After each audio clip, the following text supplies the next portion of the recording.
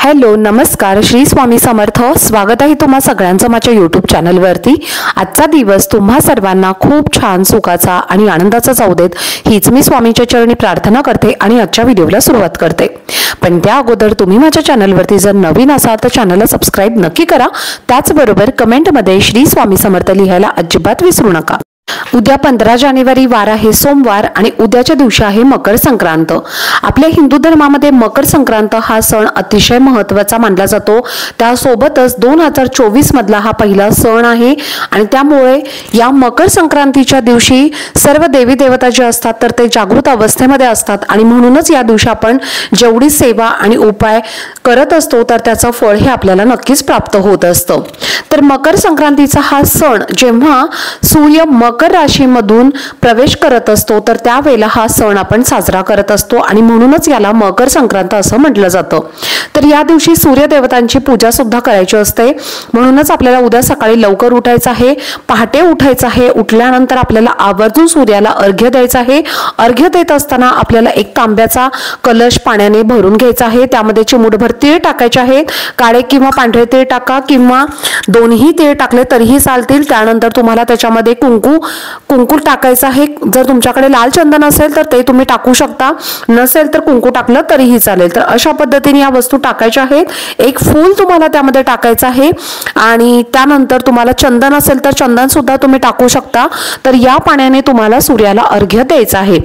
म्हणजे सगळ्यात महत्त्वाचं म्हणजे ज्या सिंह राशीची लोक आहेत तर त्या सिंह राशीच्या लोकांनी आवर्जून उद्या सूर्याला अर्घ्य द्यायचं आहे, कारण सिंह राशीच्या लोकांसाठी ही मकर संक्रांत अतिशय महत्त्वाची आहे आणि त्यामुळे त्यांच्या आयुष्यामध्ये अतिशय चांगले असे बदल घडून येणार आहेत। त्यांच्या जीवनामध्ये अतिशय भरभराट होणार आहे, प्रगती होणार आहे आणि त्यामुळे तुम्हाला उद्या सूर्याला अर्घ्य नक्की द्यायचं आहे। तर बघा, त्यामुळे तुमच्या सर्व जीवनातील सर्व काही ज्या अडचणी आहेत तर त्या दूर होतील, सर्व मनातल्या इच्छा पूर्ण होतील आणि आपली अगदी भरभरून प्रगती होईल आणि त्यामुळे तुम्हाला याचा जास्तीत जास्त फायदा हा होणार आहे। तर यासोबतच काही उपाय सुद्धा उद्याच्या दिवशी करायचे आहेत। आता असं नाही की सिंह राशीच्याच लोकांनी फक्त सूर्याला अर्घ्य द्यायचा आहे आणि उपाय सुद्धा फक्त त्यांनीच करायचे आहेत। तर तुम्ही सगळ्या कुठल्याही राशीचे लोक असू दे, तुम्ही सर्वांनी हा उपाय पण करायचा आहे आणि सूर्याला अर्घ्य पण द्यायचं आहे। पण मी फक्त इथं सिंह राशीबद्दल स्पेशली मेन्शन केलं कारण त्यांच्यासाठी हे एक अतिशय चांगलं आहे उद्याची मकर संक्रांत, यासाठी मी हे स्पेशली तुम्हाला सांगितलेलं आहे। तर आता बघा, तुम्हाला उपाय काय करायचा आहे हे मी आजच्या व्हिडिओमध्ये तुमच्यासोबत शेअर करणार आहे। तर तुम्हाला तुमच्या अंघोळीच्या पाण्यामध्ये अशी एक वस्तू टाकायची आहे आणि त्या पाण्याने तुम्हाला अंघोळ करायची आहे आणि त्यामुळे तुमचं जे काही सर्व 7 जन्माचं दारिद्र्य आहे तर ते दूर होईल आणि तुमच्या जे काही वाईट कर्म असतील, भोग असतील तर ते नष्ट होतील, शत्रुपीडा असतील तर त्या नष्ट होतील, नकारात्मक शक्ती असतील तर त्या सुद्धा दूर होतील आणि सर्व दोष सुद्धा तुमचे यामुळे नष्ट होतील। त्यामुळे तुम्ही हा व्हिडिओ स्किप न करता शेवटपर्यंत नक्की पहा, जेणेकरून तुमच्यापर्यंत योग्य ती माहिती पोहोचेल। तर बघा, मकर संक्रांत जी आहे तर त्या दिवशी तुम्हाला नक्कीच याचा फायदा होणार आहे। संपूर्ण वर्ष तुमची यामुळे भरभराट होणार आहे हा उपाय केल्यामुळे आणि सगळ्यात महत्त्वाचं म्हणजे तुमच्या प्रत्येक इच्छा मनोकामना या सुद्धा पूर्ण होणार आहेत। मकर संक्रांतीच्या दिवशी आपलं शरीर शुद्धीकरण करणं हे अतिशय महत्त्वाचं असतं आणि म्हणूनच या दिवशी पवित्र गंगेवरती स्नान करण्याला अतिशय महत्त्व असतं। पण पवित्र गंगेवरती स्नान करणं हे प्रत्येकाला शक्य नसतं, त्यामुळे आपण घरच्या घरी आपल्या अंघोळीच्या पाण्यामध्ये जर काही वस्तू टाकल्या तर पवित्र गंगेवरती स्नान केलं इतकंच पुन्हा आपल्याला यामुळे प्राप्त होत असतं। तर उद्या सकाळी पहाटे आपल्याला लवकर उठायचं आहे, अंघोळीचं पाणी घ्यायचं आहे, त्याच्यामध्ये आपल्याला गंगाजल टाकायचं आहे। गंगाजल जर तुम्ही पवित्र गंगेवरून आणलं असेल तर त्याचे 2 थेंब तुम्ही टाकू शकता, जर नसेल तर मग पूजेच्या साहित्याच्या शॉपमध्ये तुम्हाला इझिली गंगाजलची बॉटल मिळेल तर तिथून तुम्हाला ते आणायचं आहे। आता जर गंगाजल तुम्हाला मिळालं नाही तर मग तुम्ही गोमूत्र सुद्धा टाकलं तरीही चालेल, पण जास्तीत जास्त तुम्ही प्रयत्न करा की गंगाजल सुद्धा तुम्हाला टाकायचं आहे, कारण याला अतिशय उद्याच्या दिवशी महत्त्व आहे। त्यानंतर तुम्हाला चिमूटभर अगदी पांढरे तीळ टाकायचे आहेत, पांढरे तीळ टाकायचे आहेत, काळे तीळ असतील तर ते सुद्धा तुम्ही टाकू शकता आणि ह्या अंघोळीच्या पाण्यामध्ये तुम्हाला टाकायचं आहे। त्यानंतर तुम्हाला चिमूटभर हळद सुद्धा तुमच्या अंघोळीच्या पाण्यामध्ये टाकायची आहे आणि या पाण्याने आपल्याला स्नान म्हणजेच अंघोळ करायची आहे।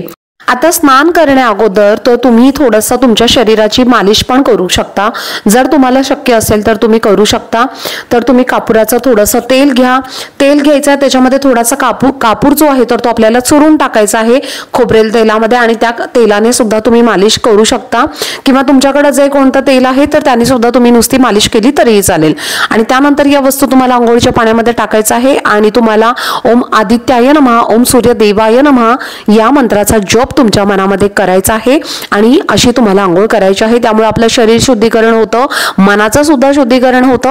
आणि अंघोळ झाल्यानंतर आपल्याला एक तांब्याचा कलश भरून घ्यायचा आहे, त्यामध्ये थोडंसं आपल्याला काळे तीळ टाकायचे आहेत किंवा पांढरे तीळ टाकायचे आहेत। नंतर जर तुमच्याकडे लाल मिरची मधल्या बिया असतील तर त्या बिया सुद्धा तुम्ही अगदी चिमूटभर टाकू शकता, आणि तुम्ही लाल रंगाचं फूल सुद्धा टाकू शकता किंवा थोडंसं चंदन टाका, आणि लाल रंगाचं फूल नसेल तर जे कोणतं फूल असेल ते टाकायचं आहे त्या पाण्यामध्ये। आणि सकाळी 8च्या आधी आपल्याला सूर्याला अर्घ्य द्यायचं आहे। जो सकाळी 8च्या आधी सूर्याला अर्घ्य देतो तर त्याला अतिशय महत्त्व असतं, कारण तेव्हा सूर्य उगवत असतो आणि त्यामुळे त्या वेळेमध्येच आपल्याला अर्घ्य देणं महत्त्वाचं आहे।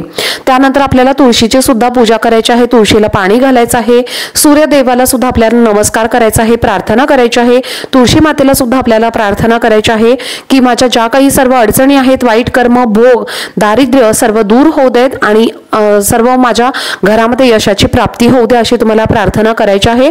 आणि अशा पद्धतीने सूर्याला अर्घ्य द्यायचं आहे, तुळशीची पूजा करायची आहे।